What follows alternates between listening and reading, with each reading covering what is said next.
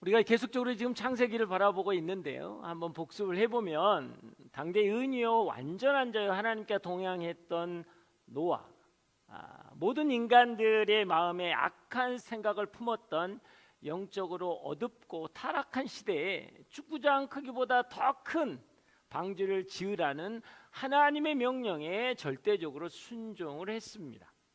그런데 하나님께서는 설계도만 주셨지 방주를 짓는데 소요되는 재정이나 물자를 주지 않으셨어요. 모든 것을 철저히 노아가 감당해야 했습니다.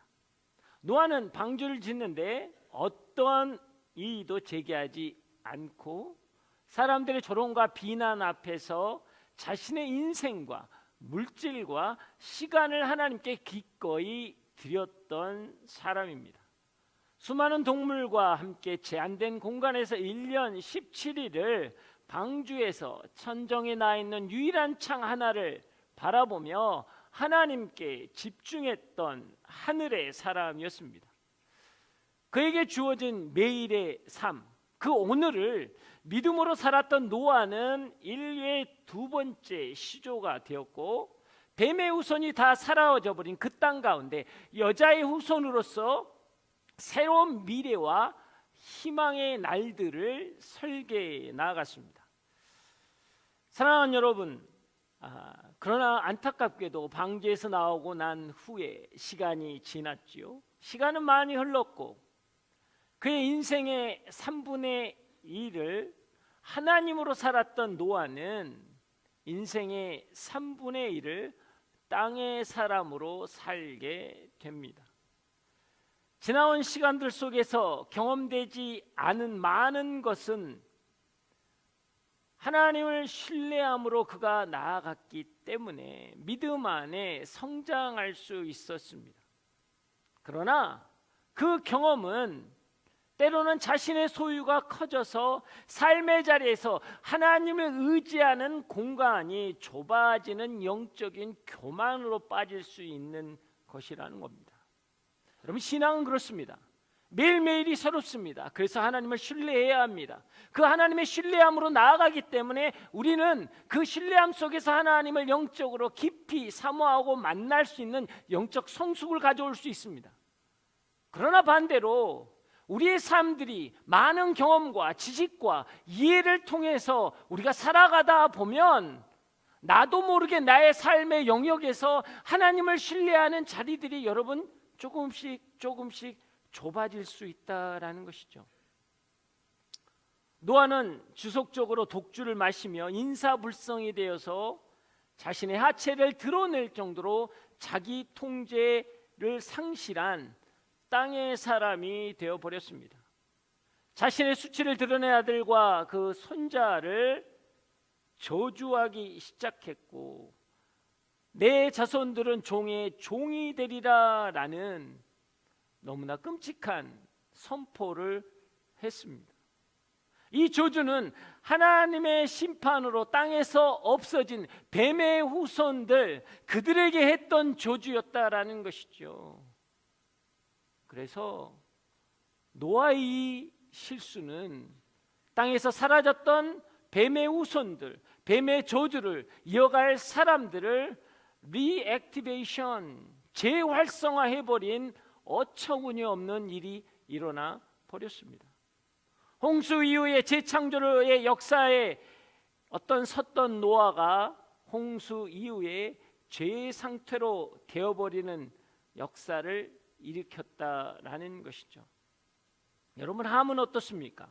함은 노아의 방주에 탔던 8명 중에 한 명이었습니다. 120년 동안 방주를 지었습니다. 1년 17일 동안 방주에서 하늘에 있는 창문만 바라보며 하늘을 바라보며 하나님의 사람으로 살았습니다. 그는 믿음으로 방주를 선택했던 사람이기도 합니다. 그런데 이들이 하늘의 사람이 아닌 땅의 사람이 되었을 때 이 땅에 뱀의 후손들이, 뱀의 저주가 다시 한번 나타나기 시작했다라는 것입니다. 여러분, 노아가 하늘의 사람으로 살았던 어제의 삶의 결과는 희망과 소망이 새로워지는 미래를 열어놓는 두 번째 시조가 되었지만, 그러나 시간이 지나면서 노아가 땅의 사람으로 전락했을 때 그 오늘의 삶의 결과가 자식 중 한 명의 인생을 허물어 버리면서 온 인류의 미래의 한 축을 허물게 되었다라는 것이죠. 그래서 10장에 보면 노아의 아들들이 주어가 되어서 온 인류의 조상으로서 족보가 나오고 있는데요. 그래서 그들이 온 인류에 퍼졌더라라고 되었습니다. 그래서 그 족보 속에는 아수르도, 바벨론도, 가나안 족속들도 나오기 시작했다라는 것이죠. 사랑하는 여러분, 우리는 믿음의 삶을 살아간다라고 했을 때 그것은 나 혼자 잘 먹고 잘 사는 걸로 여러분 끝나는 게 아닙니다. 나 혼자 신앙을 지키는 것으로 끝나는 게 아니고요, 믿음의 족보가 이어져 간다라는 것이죠. 그래서 우리의 삶은 중요한 거예요. 오늘의 나의 삶이 중요한 것은 미래의 인류에 영향을 미치는 삶이 되기 때문입니다. 그럼 우리는 어떻게 하면 믿음의 족보를 이어갈 수 있을까요? 선지자이며 제사장이며 마지막 사사라고 불렸던 사무엘조차도 그 믿음의 유산을 자녀들에게 여러분 주지 못했습니다. 그 자녀들이 하나님의 믿음의 사사가 여러분 되지 못했어요. 하나님은 마음의 중심을 본다고 했던 통일 왕국의 다윗도 여러분 그 믿음의 유산을 솔로몬에게 제대로 넘겨주지 못했습니다. 이게 우리의 연약함이죠. 우리 또한 창세기 10장에 나오는 노아의 세 아들의 족보를 가지고 태어난 사람들입니다. 그래서 우리는 항상 뱀의 후손이 되는 유혹을 받고 있는 거예요. 그래서 우리의 노력과 우리의 의지로는 그 유혹에서 벗어날 수 없다라는 것이죠. 그런데 오늘 성경은 이렇게 이야기합니다. 요한복음 1장 12절에서 13절, 영접하는 자 곧 그 이름을 믿는 자에게는 하나님의 자녀가 되는 권세를 주셨으니, 근데 이후에 뭐라고 이야기하냐면 혈통이나 육정으로나 사람의 뜻으로 난 것이 아니요 오직 하나님께로 난 자니라 라고 되어 있다라는 거예요. 이것은 혈통으로 난 것이 아니라 세상의 방법으로 난 것이 아니라 오로지 하나님으로부터 난 것이다 라고 하나님은 선포하고 계시는 거예요. 그리고 그래서 우리가 신앙의 믿음으로 살아간다라는 것은 무엇입니까? 결국 우리는 예수 그리스도 안에 있으면 창세기 10장의 노아의 후손의 족보가 아니라 우리는 성경을 뛰어넘는 거예요. 어디로요? 신약으로. 마태복음 1장에 아브라함과 다윗의 자손 예수 그리스도의 족보라라는 그 족보에 들어가는 거예요. 그 족보를 보면요 어떻게 돼 있습니까? 기생 라합도 이방인 여인이었던 룻도 그들이 믿음으로 예수님 족보에 들어갔다라는 거죠. 우리는 육신으로는 노아의 족보에 들어가는 사람일 수 있지만 우리는 영적으로는 예수 그리스도의 족보에 들어가 있기 때문에 우리는 넉넉히 승리할 수 있고 하나님의 나라를 선포할 수 있고 이 땅 가운데서 죄의 사슬에서 여러분 자유케 될 수 있다라는 것입니다. 그 은혜가 여러분 가운데 있길 주의 이름으로 축복합니다. 여러분 그것을 믿으십니까? 자, 오늘 11장은 우리가 잘 아는 그 유명한 바벨탑 사건입니다. 1절과 2절 다 함께 읽겠습니다. 시작. 당시 온 세상에는 언어가 하나였으며 같은 말을 썼습니다. 사람들이 동쪽에서 와서 시날 땅에서 평원을 발견하고는 그곳에 정착했습니다. 자, 창세기 10장에 홍수 위에 온 인류가 하나의 족보로부터 시작했기 때문에 언어도 하나인 것은 당연합니다. 그들이 동쪽에서 옮겨와 시날 평지 가운데 거주했다라고 이야기는 시작합니다. 이 바벨탑 사건을 이해하는 데 있어서 가장 중요한 키워드 중에 하나는 무엇이냐면 오늘 나와 있는 이 단어 한 단어, 동쪽이라는 단어입니다. 여러분 동쪽이라는 단어는 히브리어로 케뎀이라고 하는데요, 이것은 이 단어는 공간적이고 시간적인 의미로 우리가 한번 볼 수가 있습니다. 공간적으로는 동쪽이라는 일반적인 방향을 의미하기도 하지만 창세기에는 이 단어를 단순히 방향으로만 쓰여 있지 않습니다. 이 10장까지에는 총 5번이 사용되는데요. 2장, 3장, 4장, 이렇게 10장 이렇게 총 5번이 사용되는데 이것은 대부분 모두가 에덴과 관계를 갖고 있다는 겁니다. 다시 말하면 모든 방향이 에덴 중심으로 기록되어져 있다라는 것입니다. 또 이 케뎀은 시간적으로 보면 옛날 태고라는 뜻으로 여러분 태초의 때를, 창조의 때를 의미하는 것이죠. 그러므로 이 동쪽이라는 케뎀은 하나님이 태초에 창조하신 그때 그 에덴 동편은 인간이 기억해야 할, 다시 돌아가야 할 본향의 문이라는 곳입니다. 그런데 사람들이 동쪽으로부터 멀어졌던 것은 무엇입니까? 공간적으로는 하나님의 중심으로부터 멀어졌다라는 거예요. 시간적으로는 무엇입니까? 창조적 시점으로부터 점점 떨어져 나아가기 시작했다라는 거예요. 하나님으로부터 마음이 멀어진 그들, 하나님과 관계가 삶의 자리에서 시간의 기억 속에서 단절된 그들은 여러분 바벨탑을 쌓는 죄를 범했다라는 것이죠. 우리가 꼭 기억해야 하는 건 무엇입니까? 바벨탑을 쌓은 사람은 그 시대의 악인이 아니라 당대의 의인이며 완전하며 하나님과 동행함으로 하나님께서 온 지면을 다 멸하실 때 이 한 사람은 꼭 살려야겠다라는 그 집안의 아들과 손자들이었다라는 거예요. 홍수의 물기가 완전하게 채 마르기도 전에 믿음의 역사가 3대를 가지 못하고 바벨탑을 쌓았다라는 것입니다. 여러분, 그러면 3대 만에 원위치를 할 거면 왜 노아의 가정을 구원했을까요? 그런 생각이 들 때가 있습니다.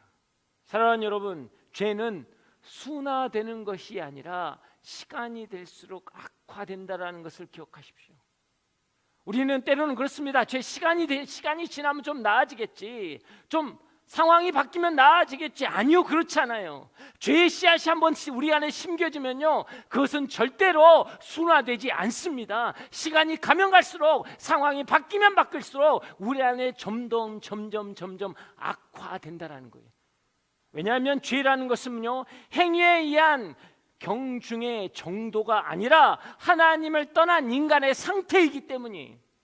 내가 만약에 하나님을 떠난 마음이 있다면 그 죄는요, 우리 안에서 무성하게 자라고 죄의 열매들을 수없이 맺게 된다라는 것이죠. 사랑하는 여러분, 지난 세월 동안 내가 최선을 다하고 열심을 다하고 공들여 쌓은 것들이 혹시 바벨탑이 아닌가 한번 여러분 스스로를 점검해 보셔야 합니다. 우리는 매일 뱀의 우선의 욕망을 가지고 내 안에서, 내 가정 속에서, 우리의 삶의 현장 속에서 내 바벨탑을 쌓고 싶은 유혹 앞에 서 있기 때문이에요. 정신없이 살다 보면 지금 내가 무슨 짓을 하고 있는지 여러분 망각할 때가 우리는 많습니다. 어쩌면 우리 안에 바벨탑을 건축하고 있고, 아니 이미 하늘까지 닿는 만큼 쌓아 올리고 있는지도 우리는 모르겠습니다. 마음 한구석에 우리는 그러죠. 아니 그러면 이건 아닌데 하는 성령의 소리가 들리지만 예수 외면합니다. 먹고 사는 것이 다 만만치 않다라는 거예요. 신앙생활도, 교회 생활도 내가 다 잘되고 해야 되는 거 아니냐는, 누리고 사는 것이 꼭 죄는 아니지 않느냐라는 우리는 합리화 속에서 내 열심으로 몰아가고 있지는 않습니까? 그리스도인이 공간적으로 하나님의 중심에서 멀어지면요, 세상 중심으로 살아가게 되는 거예요. 여러분, 세상 중심으로 내 삶을 살아가게 되면 내 삶의 가치와 의미는 여러분 세상의 기준으로 결정됩니다. 물질이, 능력이, 힘이 있을 때에만 나는 가치 있는 존재라고 세상이 나를 이야기해 주기 때문이에요. 여러분이 오늘 삶의 현장에서, 공부의 현장에서, 직장이나 여러분의 가정에서 삶의 임재를 느끼지 못한다면, 하나님의 임재를 느끼지 못하는 삶을 살아간다면 우리도 모르게 우리는 그 공간에서 세상의 기준에 물들 수밖에 없는 거예요. 내가 가진 것으로 내 가치를 결정하는 것입니다. 내가 소유하는 것, 내가 이룬 것으로 내 가치를 결정하게 되어 있다라는 거예요. 그러나 여러분, 삶의 자리가 하나님께로 가까워지면 삶의 방식과 기준은 달라지는 것입니다. 여러분, 요셉은 뭐예요? 노예이고 죄수였지만 하나님과 동행했습니다. 다니엘은 뭐예요? 나라가 망하고 포로였지만 하나님께 기도했습니다. 다윗은 쫓기는 자로 광야에서 도망치는 자였지만 하나님께 예배함으로 그들은 능력을 받고 그들의 가치를 인정받았다라는 거예요. 여러분은 지금 어느 자리에 서 있습니까? 또 여러분의 시간은 어떻습니까?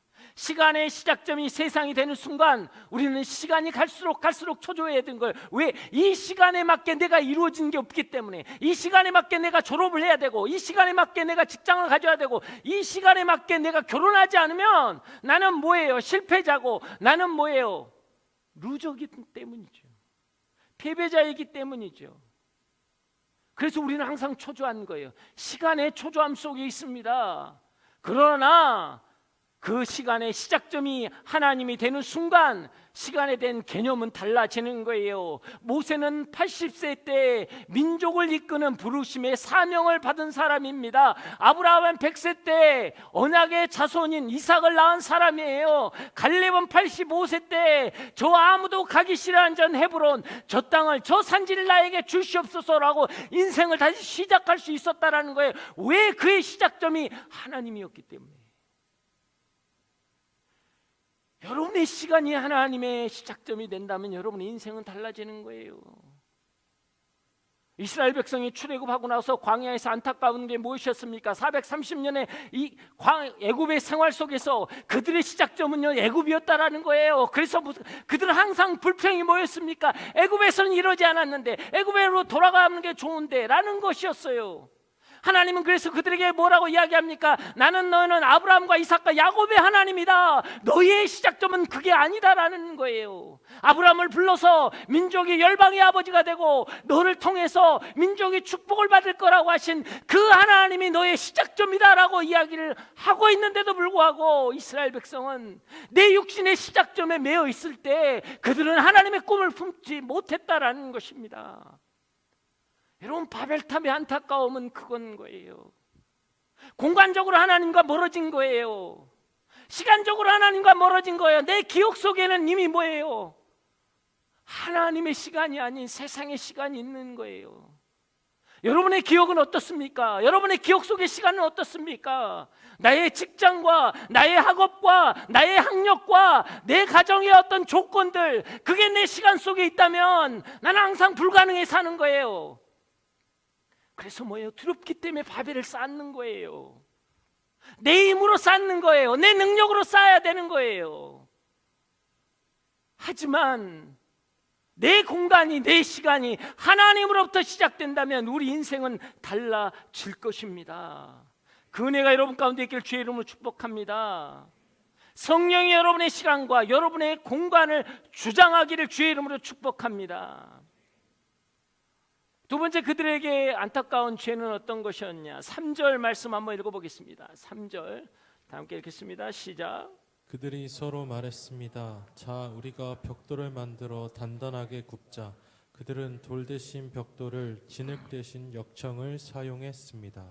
자, 바벨탑을 쌓을 때 햇빛에 말린 벽돌을 한 게 아니라 여러분, 벽돌을 굽기 시작했어요. 내구성이 강한 벽돌을 만들어서 사용했습니다. 그리고 벽돌과 벽살 사이에 역청, 그 아스팔트라고 하죠. 역청을 발라서 좀 더 견고하게, 높게, 웅장하게, 장엄하게 그들은 올릴 수 있었습니다. 여러분, 역청을 사용하고 구운 벽돌을 사용하는 과학의 발달, 문명의 발달이 여러분 죄는 아닙니다. 그러나 그들이 그것을 만드는 의도와 목적에 문제가 있었다라는 거예요.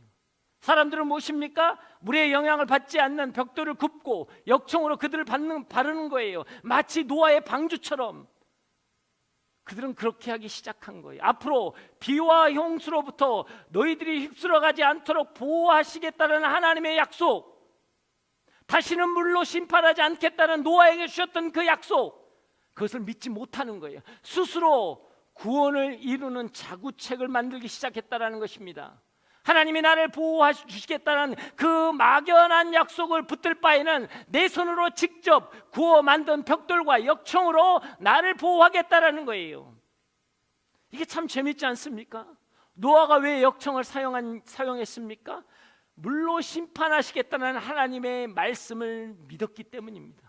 왜 사람들이 바벨탑을 쌓으며 역청을 사용했습니까? 심판하지 않겠다는 하나님의 말씀에 대한 불신이었다라는 것이죠. 여러분, 바벨의 죄는 하나님의 약속과 말씀을 믿지 못했다라는 거예요. 마치 내 노력으로 얻은 학위와 학력, 내 능력으로 상징되는 직장과 연봉, 내가 모은 돈을 가지고 내 자신을 지키고 보호하겠다라는 거죠. 막연한 하나님의 약속은 나를 지킬 수 없다라는 거예요. 나는 내가 지켜야 한다라는 거예요. 이게 죄라는 겁니다. 열심히 살지 말라는 게 아니에요. 여러분이 의지하는 게 무엇입니까? 여러분이 신뢰하는 게 무엇입니까? 아니요, 내가 어렵고 힘들 때 하나님 도와주십시오라는 막연한 신에 대한 간구 말고요, 여러분의 삶의 현장에서 나는 무엇을 신뢰하고 있냐라는 거예요. 내 연봉과 내 직위가 나는 아닙니까? 내가 가지고 있는 돈으로 내가 이루어야 될 것들, 내가 만져야 될 것들을 나는 신뢰하고 있지는 않냐라는 거예요. 여러분, 그리스도인은요, 자구책을 가지고 사는 게 아니라 신구책을 가지고 사는 사람들이에요. 하나님이 우리를 향한 그 마음, 계획, 선하심을 가지고 살아가는 인생이라는 것입니다. 그 하나님의 은혜가 여러분 가운데 회복되길 주의 이름으로 축복합니다. 내가 가진 것이 아니라 내 안에 계신 분을 신뢰해야 하는 거예요. 여러분의 인생 가운데 내가 소유하고 내가 이룬 것을 가지고 사는 것이 아니라 내 안에 계신 성령의 임재를 통해서 내 삶을 바라보아야 한다는 것입니다. 그 은혜가 여러분을 살리길 주의 이름으로 축복합니다. 세 번째 그들의 죄는 4절입니다. 4절 다 함께 읽겠습니다. 시작. 그리고 그들이 말했습니다. 자, 우리가 우리를 위해 성을 쌓고 하늘까지 닿는 탑을 쌓자. 우리를 위해 이름을 내고 온 지면에 흩어지지 않게 하자. 자, 하늘에 닿는 탑을 만들려고 하는 첫 번째 목적은 무엇이었습니까? 자신들의 이름을 내는 것이었습니다. 히브리어 원어 그대로 번역하면 우리 자신을 위하여 이름을 새기자라는 말입니다. 우리가 우리의 힘으로 우리의 세상을 만들자라는 것이죠. 그래서 어떤 학자들은 바벨탑을 쌓을 때 여러분 진흙에다 자기 이름을 넣고 구워서 벽돌 하나하나를 쌓았다라고 해석하기도 합니다. 여러분, 인간의 원죄는 하나님처럼 되고 싶어 하는 것입니다. 그래서 하나님의 이름이 아닌 내 이름으로 살고 하나님의 말씀이 기준이 아닌 내 생각과 경험의 기준으로 살아가기를 원하는 거예요. 그래서 인간은 끊임없이 자신의 이름의 노예가 돼서 어리석음을 반복합니다. 우리는 본질적으로 하나님으로 인해서 태어난 존재입니다. 그렇기 때문에 하나님 앞에 제대로 서 있을 때 그때 있는 내 사랑하는 자여 내 기뻐하는 자라는 음성이 들림으로 우리 존재 자체가 가치 있고 기쁨이 되는 것이에요. 그런데 하나님 앞을 떠나는 즉시 내 존재 자체는 뭐예요? 내 소유와 성취를 통해서 내 존재의 가치를 인정받는 연약한 존재가 되어버리는 거예요. 사람은 자기 소유와 성취, 객관적인 포지션이 어떠하냐에 따라서 존재의 가치와 기쁨을 가지게 되는 것입니다. 사람들은 이름에 걸맞는 돈과 명성을 쌓으면 자기 스스로 통제하고 싶은 영역을 만들기 욕망에 잡히기 시작하는 거예요. 그래서 더 힘을 가지면요, 그들은 나라를, 제국을 만들려고 한다라는 것이죠. 우리는 소유를 통해 존재감을 느끼려 하는 욕망이 클수록 자신의 소유와 성취에서 떠날 수 없는 존재가 되는 것입니다. 이게 여러분 안타까움이에요. 그래서 하나님이 우리 존재 자체를 소중하다고 한 이유가 그거예요. 내가 무엇을 가져서 무엇을 해서가 아니라 너는 내 사랑하는 아들이요 기뻐하는 자다 라는 너의 존재가 소중하다. 세상은 그렇지 않요. 너가 무엇을 갖고 있느냐, 너는 어떤 이름을 갖고 있고 어떤 호칭을 갖고 있느냐, 그게 나의 존재라는 거예요. 그게 내 가치라는 것이죠. 그게 없으면 나는 어리석은 자가 된다라는 거예요. 인정받지 못한 자가 된다라는 것이죠. 그래서 우리는요 소유에 집착하는 거예요. 여러분 가지려고 집착하는 거예요. 근데 안타까운 건 뭔지 아세요? 그것이 나를 가두는 거죠. 그것에 갇혀서 나는 꼼짝도 할 수 없게 된다라는 것입니다. 그것은 주인이 되는 게 아니라 노예가 되는 거예요. 누리는 게 아니라 중독이라는 것입니다. 여러분 교회도 마찬가지입니다. 우리가 예배와 찬양이 좋고 순모임 좋아서 머무른다면 여러분 그것은 갇히는 거예요. 여러분 교회의 부흥은 숫자의 개념이 아니라 교회가 교회되는 것입니다. 여러분 숫자에 익숙해지면요 한 영혼에 대해서 우리는 놓쳐버리게 되는 거예요. 작년보다 올해는 너무나 많은 부흥이 있었습니다. 근데 여러분에게 묻겠습니다. 여기에 앉아있는 사람들이 내 눈물과 내 희생과 헌신으로 전도돼서 온 사람입니까? 아니잖아요. 아니라면 이건 우리의 것이 아니에요.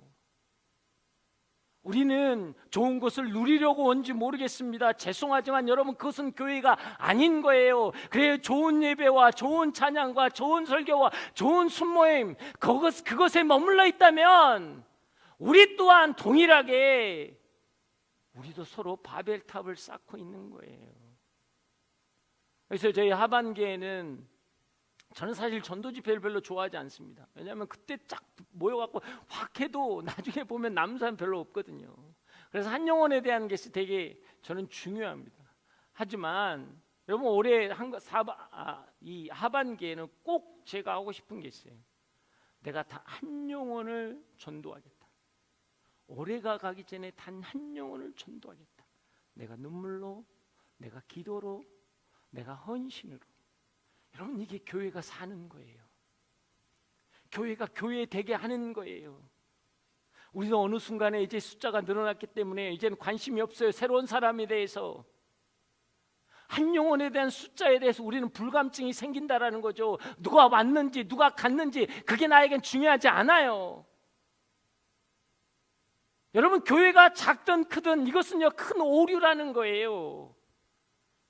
교회가 10명이고 20명이 된 교회는요 새가족 한 사람 오면 다 관심이 집중되죠. 어디 섰습니까? 왜 왔습니까? 밥도 먹고 함께하고 전화 연락도 하고. 그러나 교회가 200명, 300명, 500명, 1000명이 넘어가면요 누가 오는지도 관계가 없어요.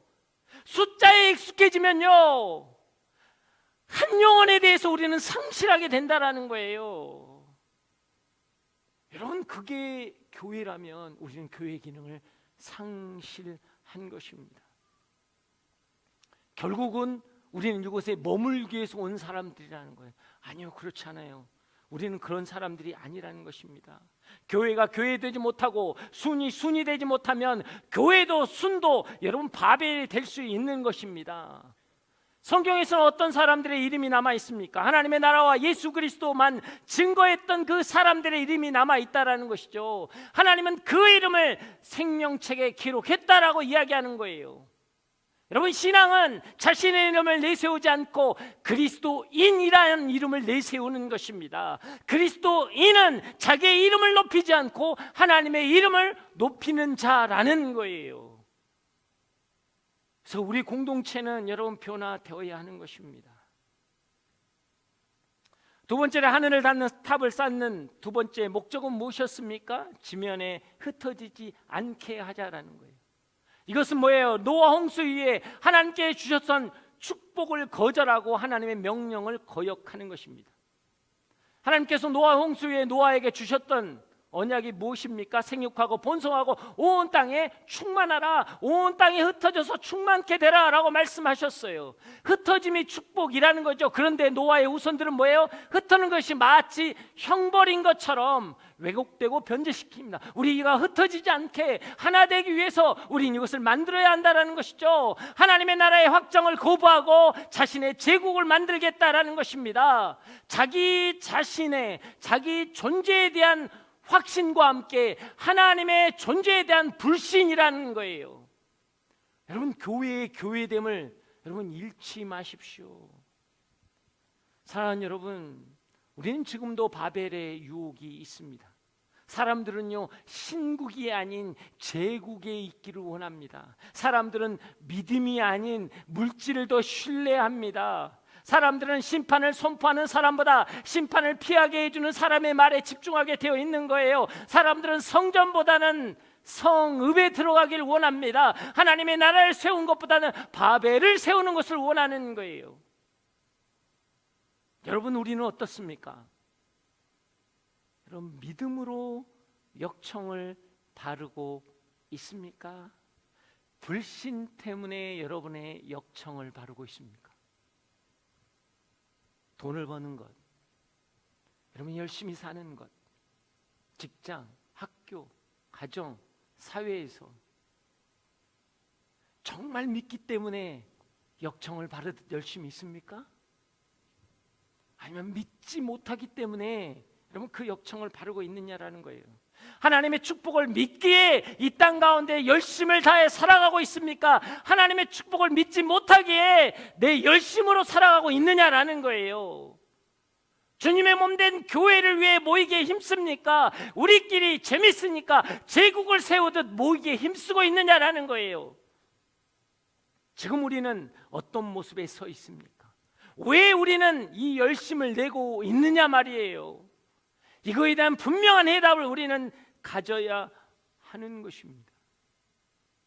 그 대답이 불분명할 때 하나님은 자비의 자리에 앉아 계시다가 심판의 자리로 내려오십니다. 6절에서 8절 말씀입니다. 한번 읽어보겠습니다. 시작.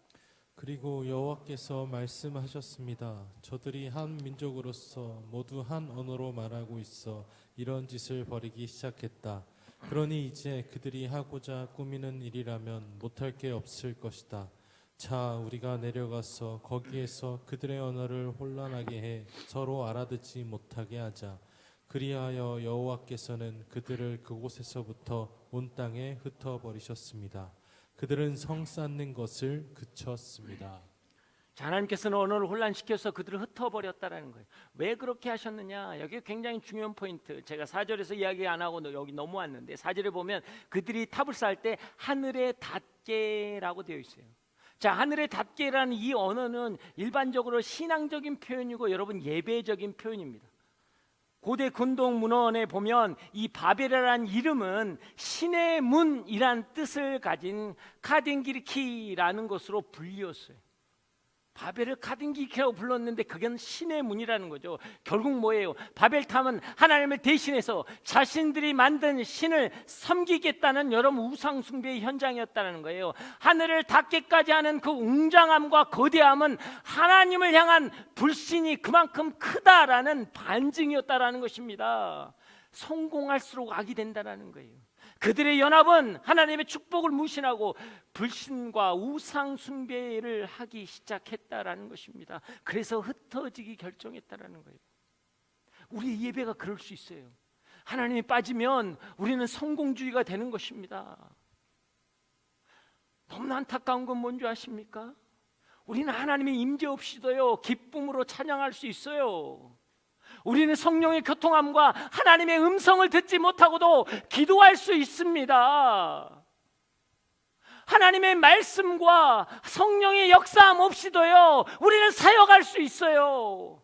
이게 교회가 된다면 결국 오늘 바벨과 같은 것이라는 거예요. 하늘에 닿게 하자라는 것은요 예배하자라는 거예요. 무엇을 위해 예배하냐라는 거예요. 내 이름을 내고 내가 흩어지지 않고 내가 잘 먹고 내가 잘 사는 것이고 내 욕심을 채우는 것이고 내 부를 채우는 것이라면 오늘 우리의 예배는요 바벨을 쌓는 것일 수 있어요. 이 땅의 교회의 예배들은요 하늘에 닿게 예배를 하자, 하나님이 듣게 더 찬양을 하자, 하나님이 들으시지 않는다 더 기도하자, 이게 된다라는 거예요. 여러분은 어떻습니까? 여러분의 예배는 어떻습니까? 저와 여러분의 마음은 어떠냐라는 거예요.